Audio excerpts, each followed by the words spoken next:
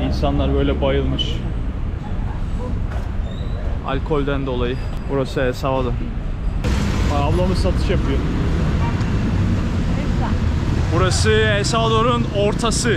San Salvador'un pardon. Ana cadde üzeri insanlar satış yapıyor böyle. San Salvador'da bir hurdacı. Abimiz arabaları parçalamışlar ya. Böyle arada biraz daha alt kesimin yaşadığı bölge. Şurada bir abi arabası bozulmuş. Devam. Bazı yerler aşırı pis ya böyle. Çöpü yola atmışlar yani. Aynen. Yani kötülemek istemiyorum ama bazı yerleri gerçekten kötü. Yani bazı sokaklar, bazı yerler bayağı şey yani berbat. Çoğu yerde kapalı böyle. Covid'den dolayı herhalde abi bilmiyorum.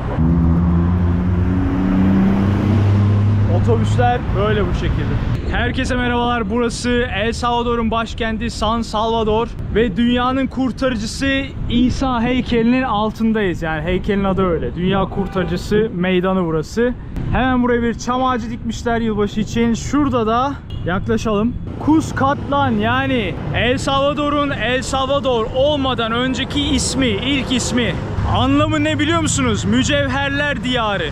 Yani eskiden bu bölge mücevher, elmas, altın fışkırıyormuş bu bölgeden. Şu anki adı ise El Salvador, İspanyollar tarafından konulmuş. El Salvador'un İspanyolcadaki anlamı da kurtarıcı demek.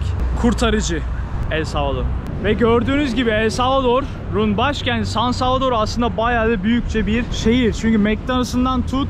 You can find every American company in here. Dunkin' Donuts, Starbucks, McDonald's, Burger King, Pizza Hut, everything. Doğru.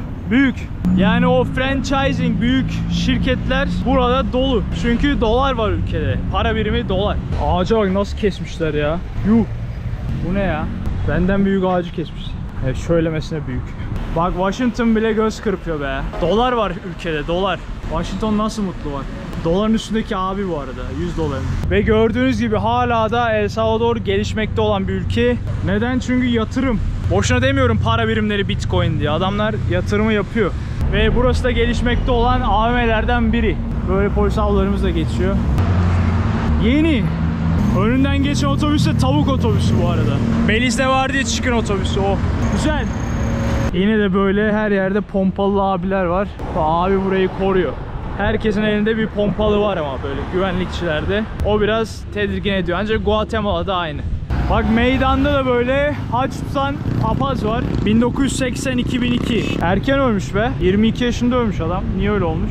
Yaşlı duruyor ama bilemedim. %87'si nüfusun Katolik El Salvador'da. Yani Hristiyan.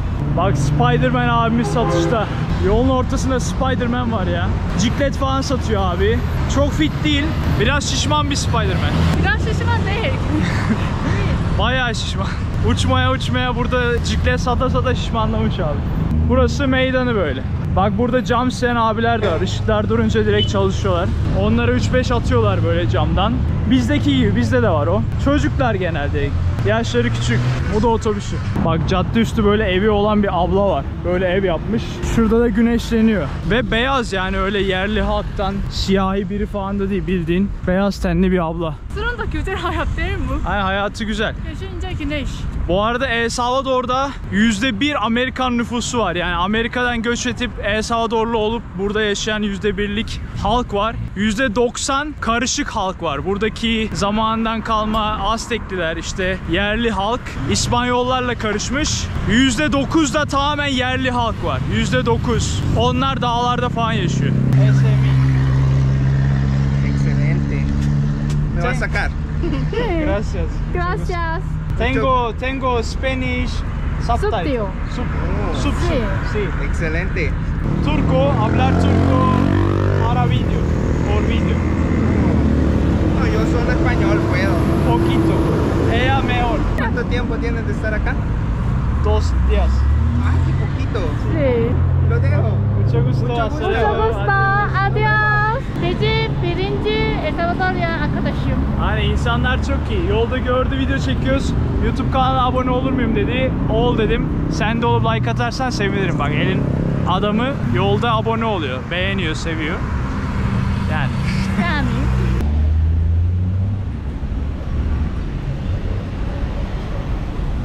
Dediğim gibi ülkede fakir kesim çok fazla ve dilenen çok var. Özellikle böyle biraz AVM bölgelerinin dışında falan böyle yerlerde direkt yerlerdeler yani. Üzücü tabii. Yolda böyle uyuşturucudan falan bayılanlar da çok ya. Bu abi de gitmiş. Ama çok genç. Çok genç aynen. Uyuşturucu yani, başka şey yok. Ya bu günün bu saatinde uyulur mu? Ne yaptın yani gece? I think Ve- they using truck, that's why. Ha, uyuşturucu bir de en işlek yer yani, araba sesi falan, sesimi zor alıyor kamera. Adam uyuyor orada mışıl mışıl. Taş bir de sıcak. Uyuşturucu, çaresi yok. Böyle insanların evleri aralarda çok fazla bina tarzı bir şey yapmışlar. Böyle bu şekilde evlerde yaşıyorlar. Biraz ilginç, evet. Abimiz girdi mesela. Hong Kong gibi gözüküyor bak. Ya burası biraz daha bina hali. Bir de bunun sokak arasında böyle çadırlarla yapılmış hali var. Bak saksılar falan, çanaklar. Dur şöyle geçeyim. Arabaları burada abilerin. Bir site bir nevi ama çok eski. Bayağı very old. Wow, what is Kablolara this bak. machine? Wow. This machine is Antenna count also. electric. For Yeah. microwave. Antena diyor bak, antena. İspanyolcası antena. Burası böyle çanaklarla dolu bir bina. Kabloları iyi düzenlemişler vallahi. Evet. Ama görüyorsunuz bak, balkona bak, çatıya bak. Çok eski, aşırı eski. Yemek çok fazla, hani gördüğümüz her yerde böyle fiyatlar var. Almuedros Economicos. Bir yiyecek. Öğle yemeği bak, şunun anlamı. Böyle yol üstünde. Ama orada da askerler var. Güvenlik çok had safhada, böyle metrobüs tarzı bir yer, orayı koruyorlar. Bak burası da insanların elleriyle pupusas yaptıkları yer. Price, I think donuts. Hola. Pupusas. Pupusas. Tortillas. Wow. Ese maíz o arroz? Maíz, sí. Ah, ese. Wow, bak böyle yapıyorlar. Wow, 많이 çok büyük değil mi? ¿Cuánto cuesta un? 5 centavos, 5 cents. Una por favor para mí. Gracias. Gracias.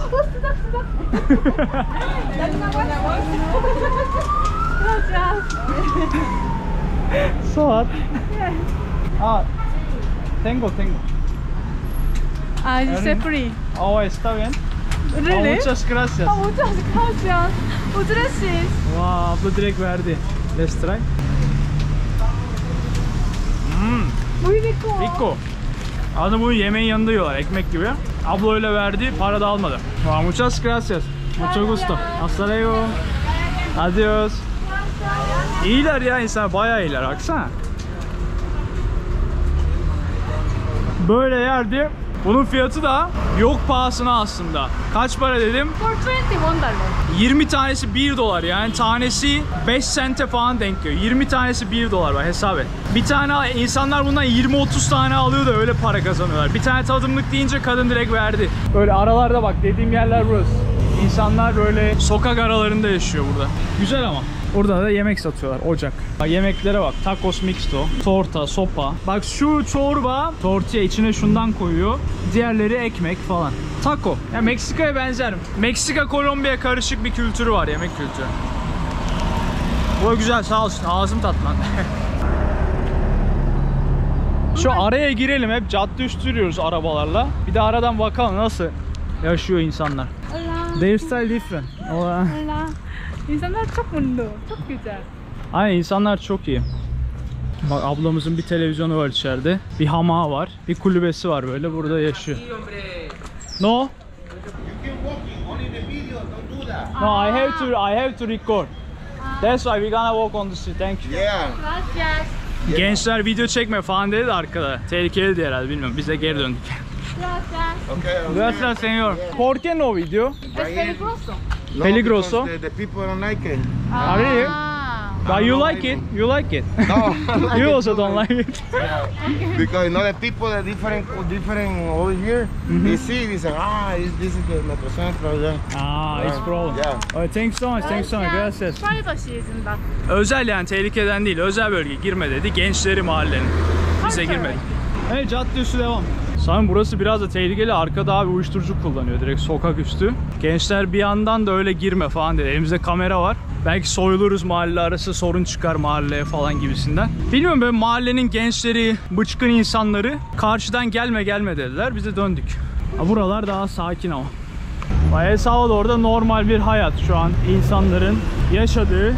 Ellerinde böyle İncil'le gezen bir sürü abi var. Bir hastanenin çıkışına denk geldik. Hemşireler falan var. Kenarlarda satıcılar var. Onlar da İncil okuyor. Bilmiyorum, Hristiyan, koyu Hristiyanlar böyle. Onu hissettiriyorlar yani.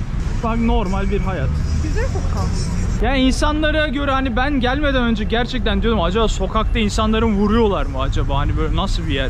Çok büyüttük, hatta Heyon bana şey dedi, ya Oğuz istersen sen git, ben dedi Guatemala'da kalayım, sen git gel falan dedi. Ben de tamam dedim, sen bilirsin. Çünkü ben korkuyorum. Gelecektim, sonra dedi ben de geleceğim falan dedi, geldi öyle. Şimdi de diyor ki ya çok abartmışız galiba diyor ya, normal bir şehir diyor yani.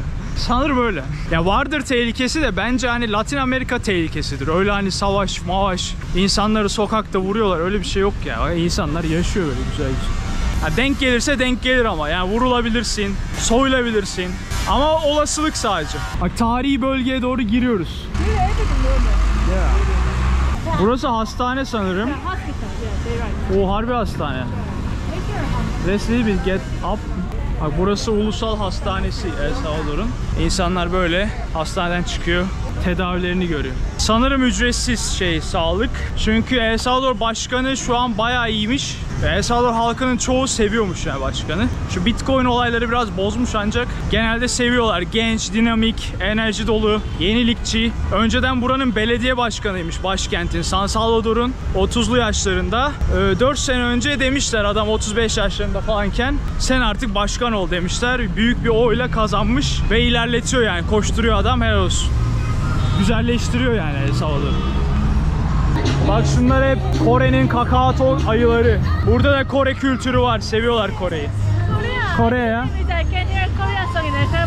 Müzik Korean. Seviyorlar ya. Latin Amerika'da Türk dizileri, Kore müzikleri falan aşırı. O yönden ben Türk'üm. Yani Koreli deyince ooo falan böyle double kucaklaşma oluyor. Kuşlar burada da kedi gibi ya kuşlar.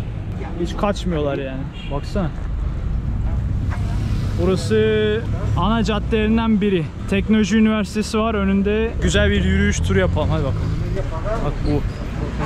Mango almıştık ya o. Çocuklar o otursa. Teknoloji Üniversitesi. Önemli bir üniversite. Tarihi meydanın dibinde. Büyük, güzel. Buraya Kutsal Kalp Kilisesi diyorlar. İlginç bir kilise. Şöyle girelim anlatayım. Bu arkamda görmüş olduğunuz kilise aslında burada yapılmadı. Bu kiliseyi parça parça gemilerle getirdiler. Nasıl getirdiler? Çoğunu Belçika'dan getirdiler. Yani şu kolonları işte şeylerini falan Belçika'dan getirdiler, parçalarını, sütunlarını. Kapısı mesela tahtadan, onu Endonezya'dan getirdiler. İçeride mermerler var, onları İtalya'dan getirdiler. Sebebi kahve ticareti. El Salvador şu an için büyük bir kahve ticareti merkezi diyeyim. Kahve karşılığında kilise inşa ettirdiler diyelim, böyle parça parça getirttirdiler. Buraya yaptırdılar ve yaşı da 120-125 yıllık falan, eski değil yani, yeni bir kilise. Ve şunlar metal. Belçika'dan gelen sütunlar metal. Bak şurayı görüyorsunuz. Is metal. İlk defa ben de metal kilise gördüm. Şunlar falan metal. Hatta şunlar da metal. Hepsi metal lan. All metal. Door is wood. Door from Indonesia. Şunların hepsi metal. Demirden yapmışlar yani kiliseyi. Bir diğer adı da demir kilisesi, metal kilisesi. Sebebi depremden dolayı. 2001 yılında burada acayip büyük bir deprem olmuş. Her yer yerle bir olmuş. O yüzden bu kiliseyi sağlam yapalım deyip metalle desteklemişler böyle dışını. Güzel olmuş. Full metal yalnız. Kapılar hariç full metal. Hadi girelim. Evet, metal kilisemize giriyoruz. Kapılar tahta, Endonezya. Böyle bir temizlik prosedürümüz var. Hop, kilise. Ama içinde metal değil. But you can see these parts are metal. You see? Bak şunlar desteklenmiş. Hep destekli yani, bunlar metal. Görüyor musunuz? Depremden dolayı işte 2001 yılında olan. Bu arada El Salvador'da her hafta deprem oluyor. Bildiğin her hafta El Salvador'da deprem oluyor. Bak çatıda metal tepe. Böyle gidelim. İlginç bir kilise. Güzel. Bunlar tahta. Mermerler. Those from Italy. Bunlar İtalya'dan mermerler. Kahve ticareti karşılığında böyle getirmişler. İnsanlar dua ediyor tabii. Sessiz olalım. Bu gördüğünüz adam da Oscar Romero denilen bir rahip. Şu an aziz. İlginç bir hikayesi var. Anlatayım onu. Biraz daha dışarıda. Burası çok meydan. Ses yapmayalım. Böyle bir yer. Geç. Bak El Salvador'da böyle başı kapalı teyzeler de var. Onların biraz böyle rahip tarzı. Rahibe tarzı. Başları kapalı böyle dua ediyorlar. Genelde çok rastlamam ama burada bayağı var böyle başı kapalı ablalar, teyzeler dua ediyorlar. Ablamız sebze meyve satıyor. Ha, sandviç.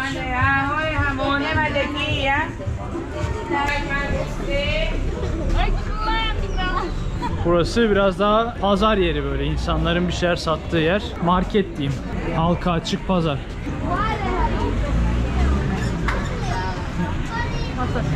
Ablamız masaj yapıyor. Abilere bak ya, bir anda 3 kişi pompalıyla dolaşıyorlar böyle. Ürkütücü. Herkesin içinde. Bunlar güvenlik, polis falan değil. Ya bu adamları günde böyle 50-100 dolara kiralıyorlar. Sonra böyle insanları koruyor. Bu adamlar, yani düşün, ben kiralasam, sokakta yürüsem, bir şey olsa beni vururlar mı? Yani başkasını vururlar mı acaba? Yani bunlar bu pompalıyla insan öldürür mü yani böyle günlük 50 dolar, 40 dolar için? O bir ilginç. Galiba öldürür. Aa, burası pazar. Full.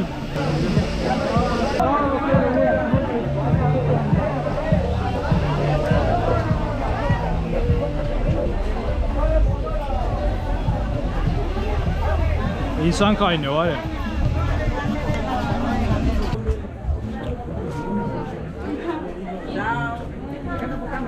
Burası pazar, hala devam ediyor.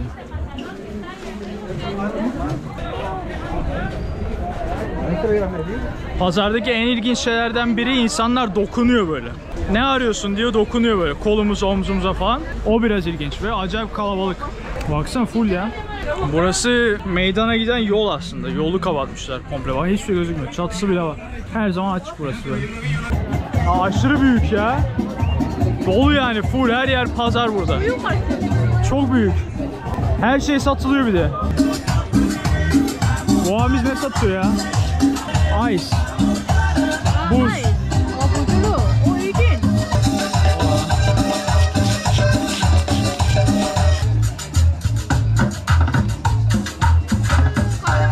Ese helado.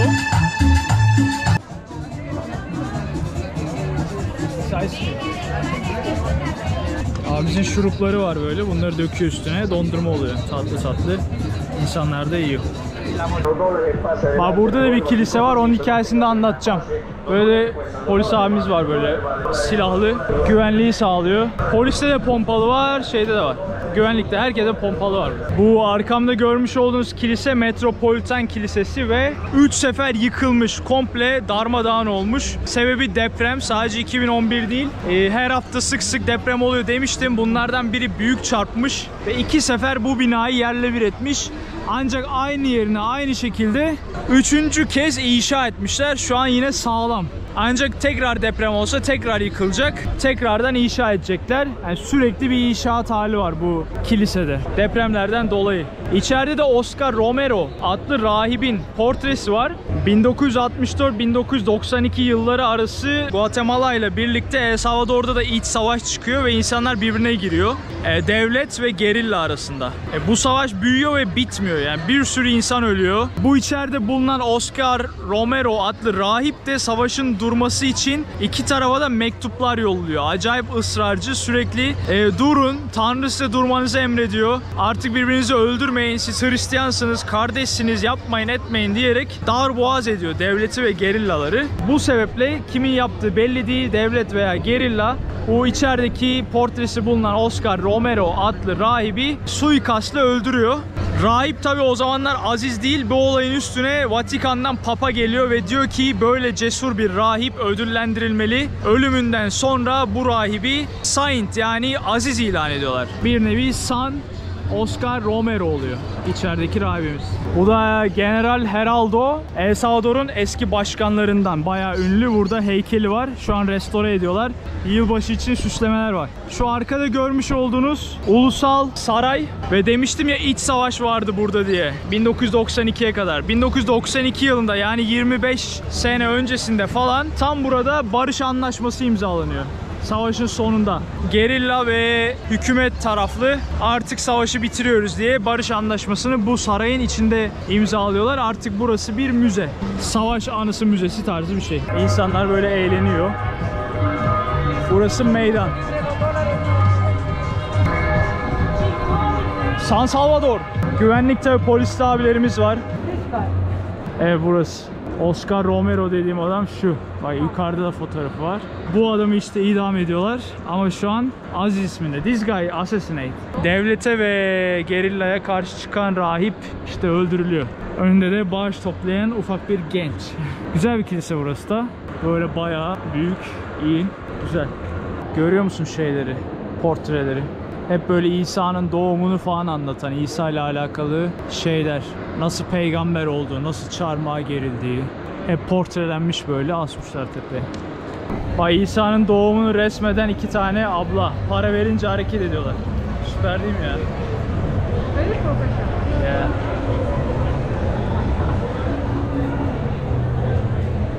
Yalnız para vermezsen de kımıldamıyorlar. İlginç değil mi?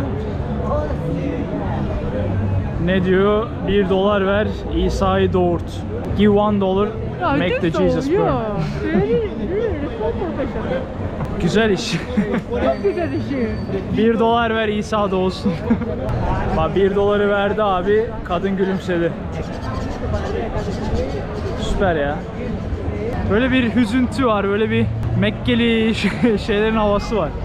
Burası bu arada ulusal tiyatro. Tiyatronun önünde yapıyorlar. It's theater, I think that's why they're doing here. That's right. And also, every Latin America around the main plaza, there is always theater. This is actually symbol of the rich rich. They are European hayat, so high class.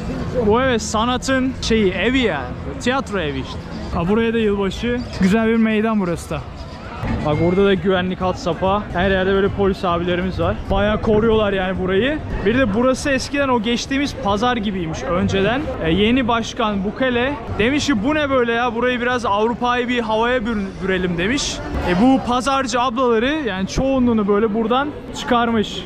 Demiş ki gidin dışarılara gidin. Buralarda şey yapmayın. Burası biraz yine şey. İşte yolları düzenlemiş böyle, daha Avrupa'yı yapmış. Güzelleştirmiş. Bu sebeple başkanı çok seviyorlar. Buraları güzelleştirdiği için. Gerçekten de güzel. Avrupa'yı karışık lokal bir havası var böyle. Aa, o ne ya? Patates mi?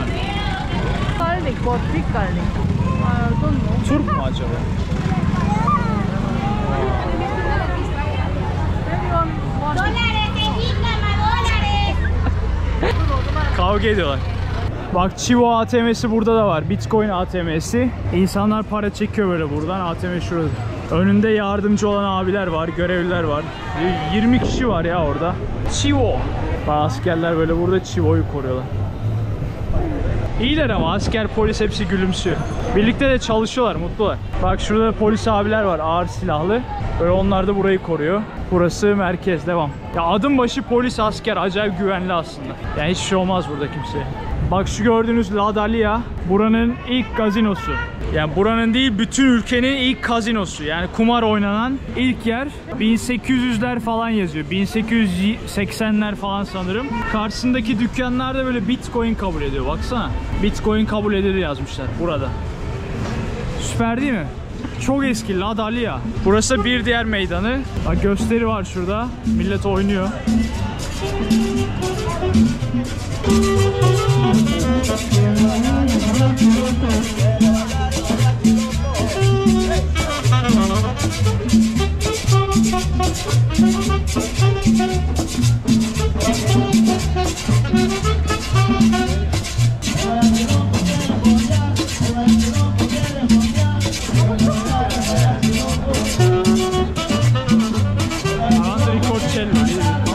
Abi insanlar eğlenmesini biliyor ya. Latin Amerika'da var ya. Adam bay bir cello koymuş, bir borazan koymuş. Çalıyor, oynuyor ya. Süper.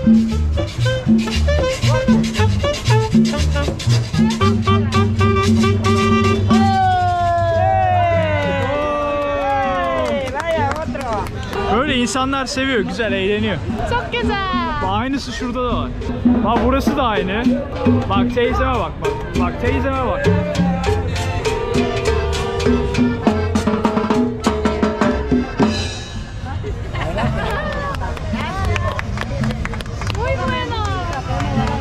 Böyle bak, görüyorsun nasıl eğleniyorlar. Come. Bak şurada da hemen askerler, polisler gözlüyor olay olmasın diye.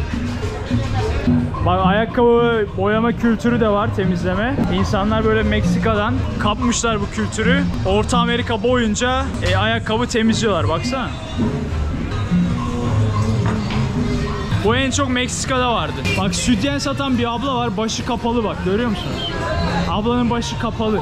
Memek yapıyor değil mi? Aa, Aa. Çina, Çina. No, coreana. Ay, es mentira. No, Chino, sí. No. Turco. Soy turco. Sí, turco.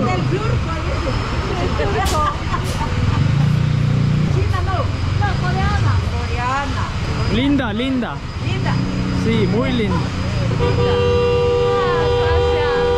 Gracias. Abimiz de böyle saat tamir ediyor. Gracias, señor. El nido de pájaro, el estadio El Nido de Pájaro, no está en Japón o en Corea. Ah, sí. Pájaro. Fútbol. Ah, fútbol, sí. El pájaro. Pájaro. Stadyum, I think, Korea. Ah, sí. Stadyum, sí. ¿Dónde está? ¿En Corea o en Japón? Corea. Korea. Gracias. Gracias. Mucho gusto. Hasta luego. Adiós. Me llamo Helio. Mira, mi nombre coreano, Helio. Rosella. Bye bye. İnsanlar müthiş ya. Yani gördüğüm en doğal, en tatlı Latin Amerikalılar yani. Süperler. Bu kadar pozitiflik beni bile gülümsetiyor yani. Abimiz tabii biraz ürkütüyor. Ama onlar da gülümsüyor. Askerler çok fazla ama. Yani güvenliği sağlamaları lazım ki insanlar eğlensin burada. Tehlikeli değil mi? Soldier ya. Ya. Güvenliği sağlıyorlar burada. Bak burası da diğer meydan. Burada bir kadın ticareti tarzı bir şey var yani. Şurada böyle çam ağaçları, insanlar sarhoş. Burada bir uyuşturucu olayları falan var. Bak şurada mariachi. Burada mariachi. Mariachi. Çalıyorlar, oynuyorlar. Güzel ya, yani bayağı güzel. Yerli, modern, karışık yani, güzel. Şurada bir şey yapıyorlar ama ha. Eti. Mangal yapıyorlar sokakta, Latin Amerika olayı o da. Bak burada ikinci el televizyonları, ayakkabıları, ne bulurlarsa satıyorlar böyle ikinci el. Böyle ikinci el tost makinesi, mikrodalga, robot falan var. Bir sürü telefon var böyle. Ayakkabı, her şey var. Ne bulurlarsa satıyorlar böyle burada. Burada hayat var ya, hayat. Botlar, New Balance'lar, ikinci el hepsi. Abiler toplamış öyle tezgahla. Bu tezgah bizimkine çok benzer değil mi? Türkiye'de de var ya. Toplamış getirmiş satıyorlar burada. Vaa.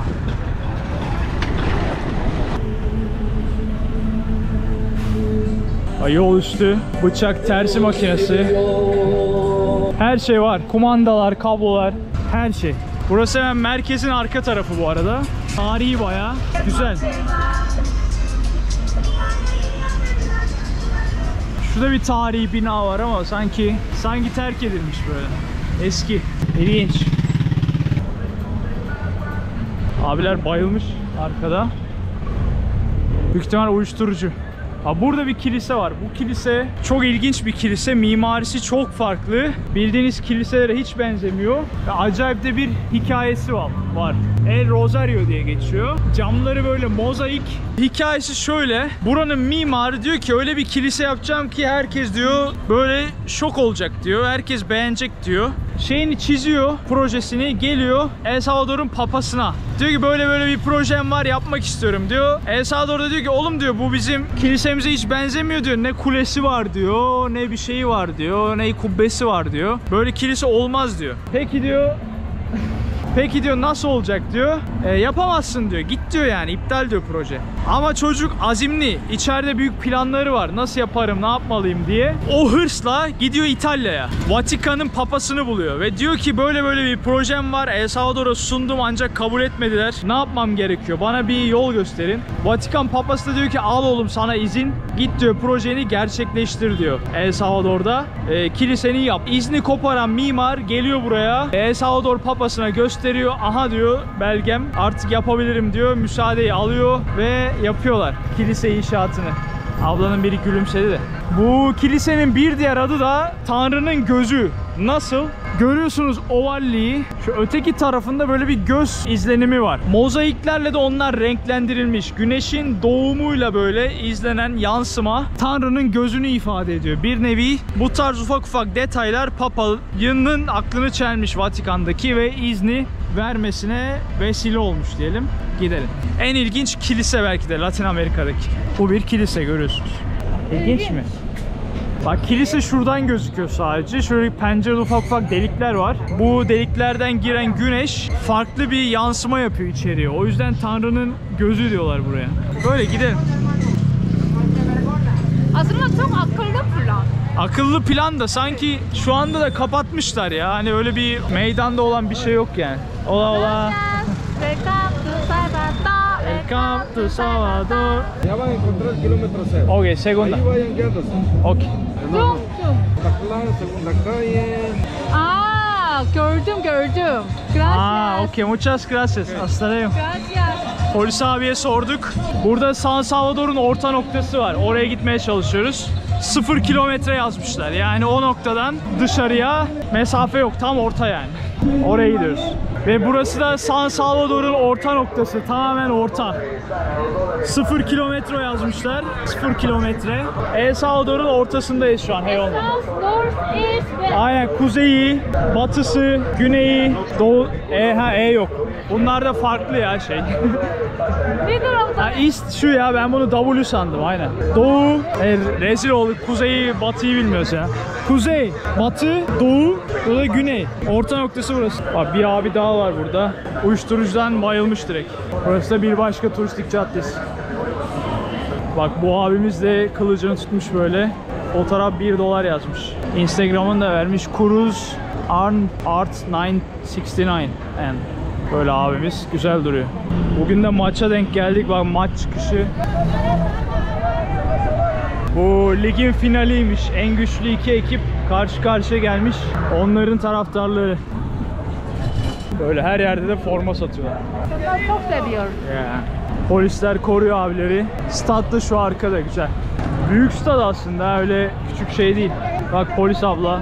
Evet, şimdi gelelim El Salvador'un eski toprağında, yani ta o yerlilerin, eski Mayalıların yaşadığı zamana. Bundan 1500 sene önce burada acayip bir volkanik patlama yaşanıyor ve bütün yerliler ülkeyi, yani bu toprakları terk ediyor ve güneye doğru ilerliyor. Böyle Nikaragua, Costa Rica, Panama, hatta Kolombiya'ya kadar gidiyor bu insanlar. Buradaki tarih, o eski antik şehir yıkılıyor. Antik yerleşim yok oluyor, gidiyor. 1500 sene önce. 200 sene bu topraklar boş kalıyor. Kimse gelip yaşamıyor. Sonrasında Meksika taraflarından Aztekler Orta Amerika üzerinden güneye doğru ilerliyorlar. O dönemde böyle bir göç olayları varmış. İnsanlar kuzeyden güneye doğru gidiyormuş, hava ısınsın diye galiba.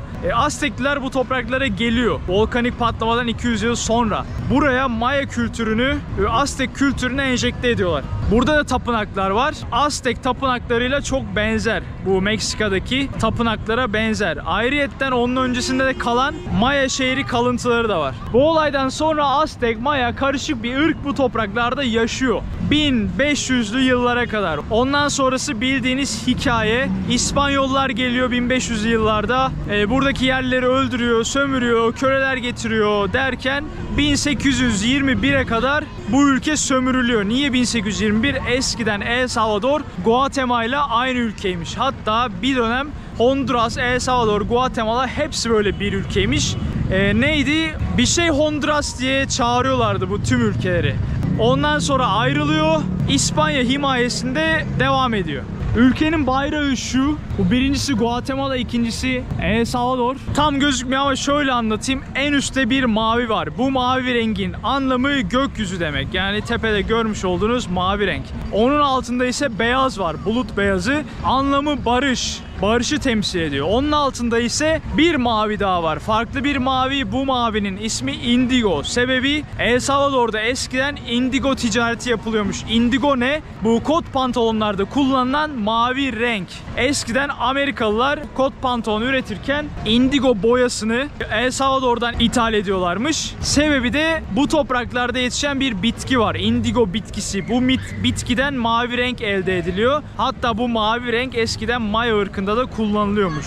Bu sebeple bu teknolojiyi biliyor buradaki halk. O mavi pudramsı boyayı üretip kot pantolona boyama yapsınlar diye Amerika'ya satıyorlar. Daha sonrasında Amerika Hindistan'dan, Asya'dan alışveriş yapmaya başlıyor. Ucuza ithal etmeye başlıyor. El Salvador'un işi bitiyor. Indigo ticareti artık ülkenin ana ticareti olmaktan çıkıyor. Fakat ülkede bir gelir eksikliği oluşuyor. Bu gelir eksikliğini de kahve ve kakao ile telafi etmeye çalışıyorlar. Şu an ülkenin gelir elde eden iki ürünü kahve ve kakao. Ola ola.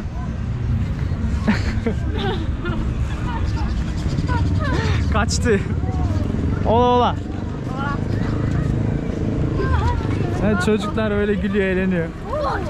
Neyse, burada kahve üretiyorlar. Dediğim kilise olayı. Ürettikleri kahveleri Avrupa'ya, oraya buraya satıyorlar ve gerçekten özel bir kahveleri var. El Salvador kahvesi meşhur. Bu topraklar gerçekten kahve konusunda verimli, ünlü. Kakao da aynı şekil. Hatta ürettikleri kakaoyu ihraç ediyorlar. Ancak kendi ürettikleri çikolatayı asla ihraç etmiyorlar. Bunun sebebi özel çikolataları olduğuna inanıyorlar ve kendilerine saklıyorlar.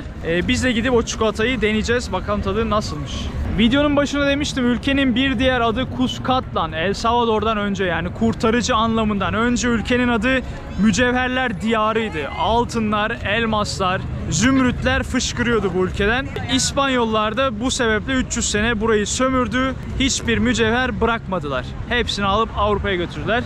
Sonra da buradan çekip gittiler. Sonrasında 1964 ve 1992 senesi arasında acayip bir iç savaş çıkıyor burada. Bitmiyor yani, senelerce insanlar birbirlerini öldürüyor. Dağlarda yaşayan, ormanlarda saklanan gerilla dedikleri insanlar, bir nevi Küba'dan, Çe'den etkilenen insanlar ülke yönetimine, kapitalizme karşı sosyalizm duruşu sergiliyorlar ve ülkede iç savaş çıkarıyorlar. Gerçekten kanlı, herkes birbirini öldürüyor. Hatta şu anki El Salvador'un o tehlikeli izlenimi, kötü medyası o günlerden kaynaklı. Yani şu an hani insanlar hala burada savaş olduğunu zannediyor. Guatemala'da aynı şekilde, ancak doğru değil. Ne burada ne El Salvador'da tehlikeli bir olay yok. Gayet güvenli. Yani böyle polisler hala güvenliği falan sağlıyor burada ama. Ve insanlar da daha açık. Çünkü yerliler insanlar yabancı sevemiyor ama burası da kışkırmış.